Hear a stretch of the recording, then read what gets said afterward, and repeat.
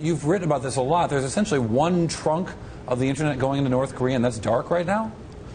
That's right. North Korea has very, very few connections to the internet. In fact, they only have 4 official networks connecting the country to the internet. And you can compare that with over 152,000 for the U.S. So when all of this tension started erupting with North Korea, it's very likely that the United States or maybe some patriotic hackers took a look at those networks and said, there are only 4 of them. We might like to take those out. And today they did. I guess you're saying that Seth Rogen didn't do it himself.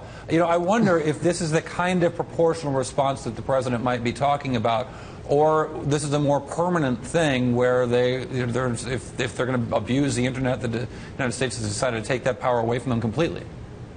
It's basically saying, you know, you're not playing well with others, and we're going to kick you off the internet, and that's a real disadvantage for North Korea. You know, basically having so few outbound connections to the internet. However, we talked to one security expert this morning who pointed out, they said, look, North Korea's internet infrastructure is not interwoven into the fabric of their daily lives or even the government's operations. And you know, North Korea launches many of its cyber warfare attacks from outside the country. They have to because they have so little bandwidth. So you wrote this great story a couple weeks ago to that effect, sort of saying that it was in the UAE, it was in Germany, it was in China, and all over the world.